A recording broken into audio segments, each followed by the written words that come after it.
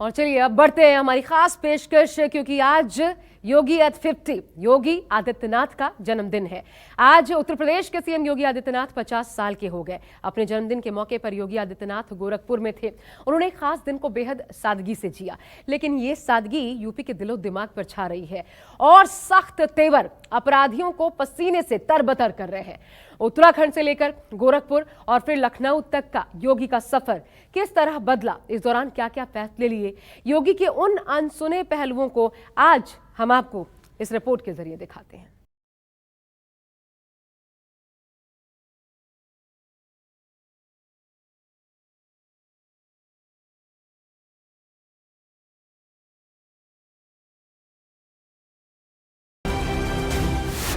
जो बने हिंदुत्व के पोस्टर, जिनसे डरते दंगाई गैंगस्टर। प्रदेश की 25 करोड़ जनता के चेहरे पर खुशहाली ही हमारी खुशहाली है। क्योंकि गर्मी कैसे शांत होगी, ये तो मैं मई और जून में भी इसको बहुत शिमला बना देता हूं। जो सीएम है,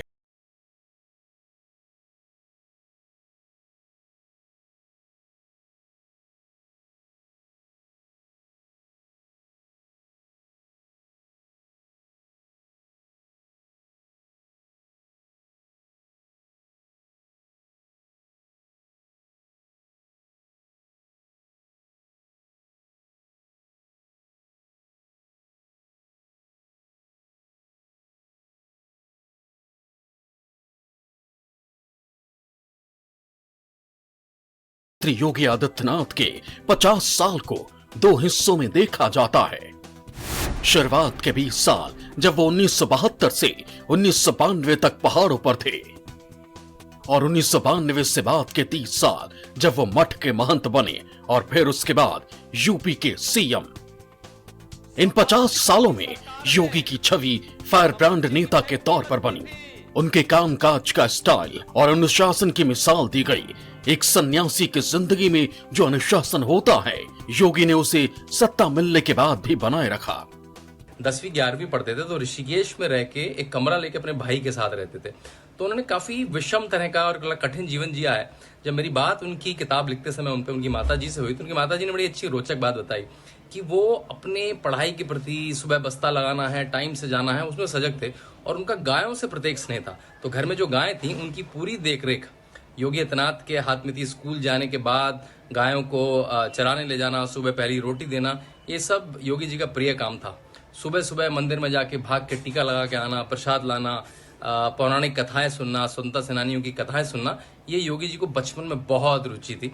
योगी आदित्यनाथ जब 20 साल के थे तब वो ना तो सांसद बनने के बारे में सोचते थे और ना ही उनका सपना मुख्यमंत्री बनने तक का था। उनके पिताजी चाहते थे कि योगी बीएससी करने के बाद एमएससी करें और सरकारी नौकरी पर ध्यान दें, जबकि उनके जीजा की ख्वाहिश थी कि योगी वामपंथी विचारधारा से जुड़ें।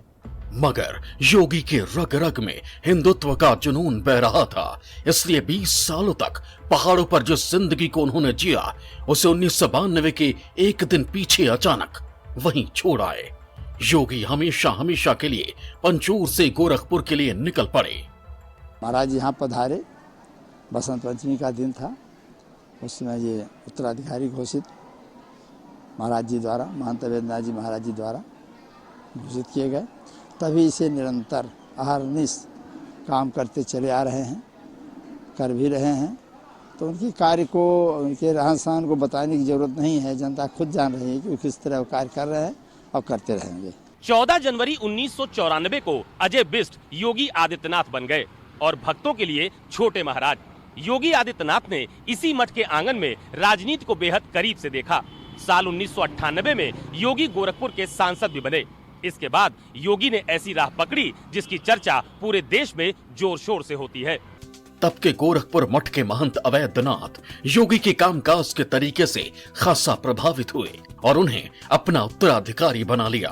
2014 का वो वक्त भी आया जब योगी गोरखपुर मठ के महंत बन गए और फिर धर्म और राजनीति को लोक कल्याण का जरिया बना लिया। ये योगी के जीवन का ही अनुशासन है। वो जब तक गोरखपुर से निकलकर लखनऊ नहीं पहुंच गए तब तक अपने घर का रुख नहीं किया।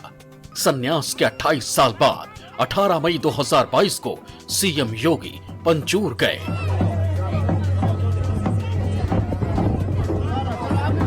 मां से मिले, परिवार से मुलाकात की और सालों बाद एक रात वहां गुजारी। बचपन की यादें तो बहुत रहती हैं। वो तो अब मतलब कोई बुढ़ापे तक भी नहीं भूल सकता बचपन की यादें तो। या फिर तो उन्होंने हमारे साथ मतलब छोटे से 21 उम्र तक हमारे साथ रहे, स्कूल गए हमारे साथ, सब साथ में खाना खाया सब।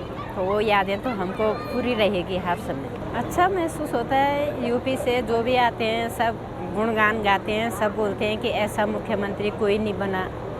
मतलब जैसे होता है कि जो भी मंत्री बनते हैं तो अपने तक सीमित रहते हैं, वो अपने तक सीमित नहीं है। न उनको अपने स्वास्थ्य की वो है फिक्र, न वो जनता की सेवा में लगे हैं।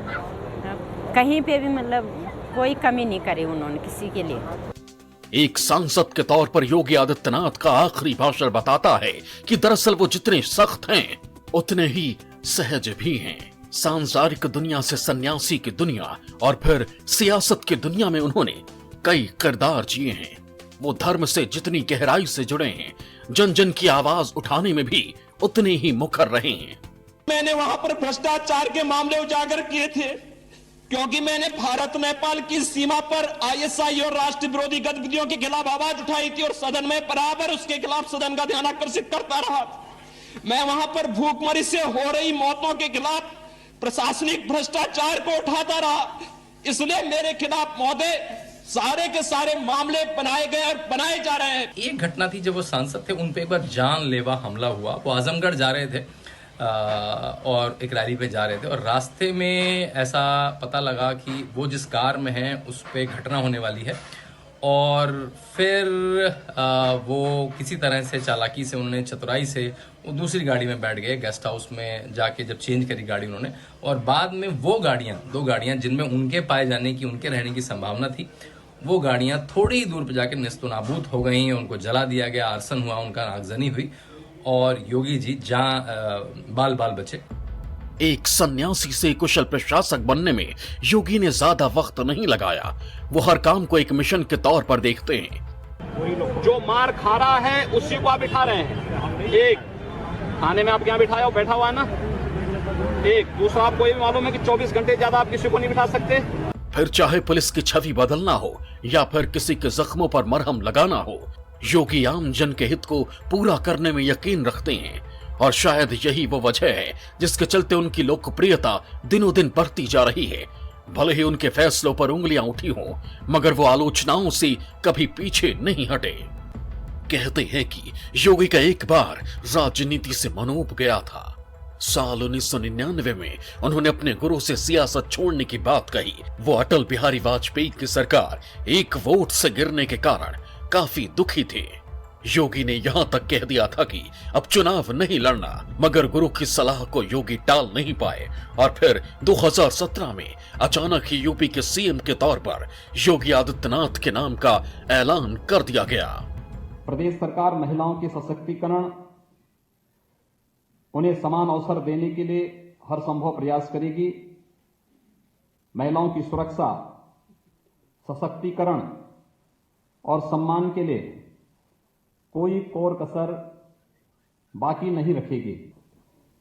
कि उत्तर प्रदेश में परिवर्तन लाने का जो जनादेश भारतीय जनता पार्टी की सरकार को प्राप्त हुआ है, उसके सकारात्मक परिणाम अतिशीघ्र दिखने लगेंगे।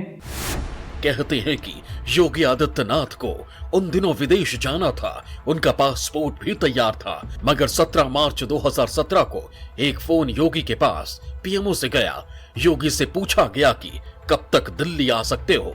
इसके बाद योगी दिल्ली पहुंचे तो उन्हें बताया गया कि लखनऊ जाना है, यूपी के सीएम पद की शपथ लेनी है। योगी को उम्मीद नहीं थी कि सब कुछ इतनी जल्दी बदल जाएगा और फिर उन्होंने जब से यूपी की सत्ता संभाली है, अपराधियों के जहन में योगी के नाम का करंट दौड़ जाता है। खौफ ऐसा कि जहां जहां दंगाई होते हैं वहां वहां योगी की पुलिस पहुंच जाती है। देखिए, इन सब के बावजूद उपद्रवी अगर नहीं मानते तो फिर उनके घरों पर बुलडोजर चल जाता है। माफिया कितना भी बड़ा हो, योगी का बुलडोजर अपने मिशन को पूरा करके ही रुकता है।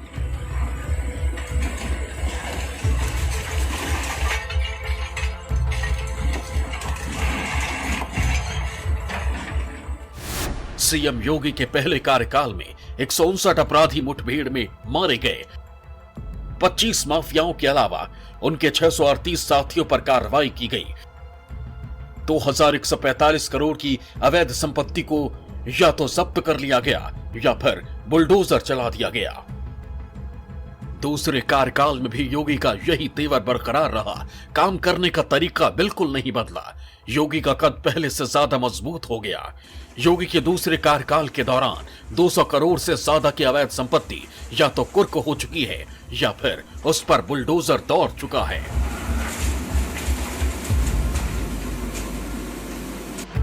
वह एक सेवानिवृत्त पुलिस अधिकारी के रूप में किस प्रकार से मैं देखता हूं।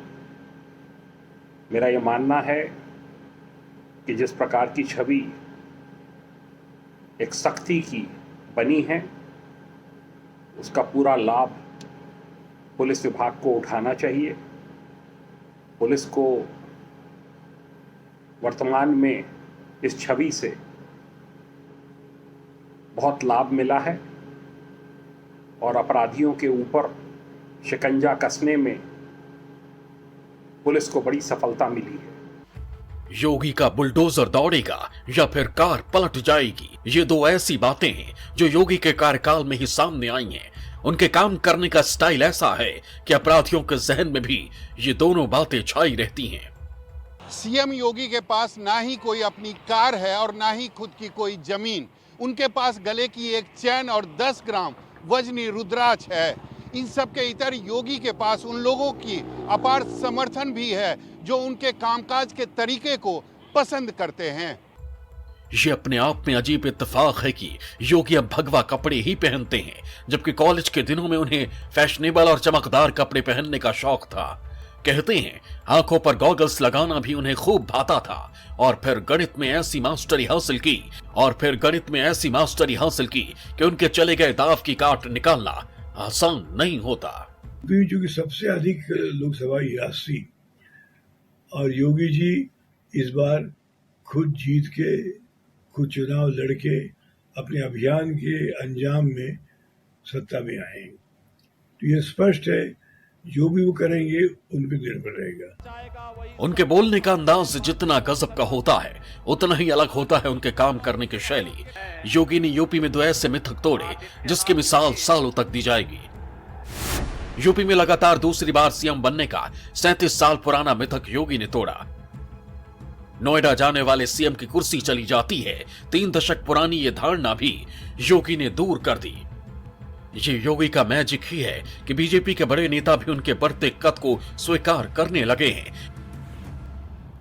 भाइयों बहनों, न तो आज तेलंगाना की इस धरती से उत्तर प्रदेश के हमारे मुख्यमंत्री श्रीमान योगी आदित्यनाथ जी को भी बधाई देता हूं।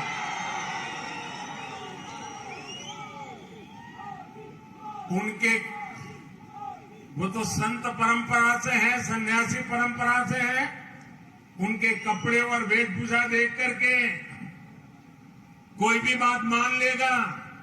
जब उनके सामने आया कि फलानी जगह पे नहीं जाना चाहिए, ढिकनी जगह पे नहीं जाना चाहिए, योगी जी ने कहा मैं विज्ञान में विश्वास करता हूं, और वो चले गए और दोबारा मुख्यमंत्री भी बन गए।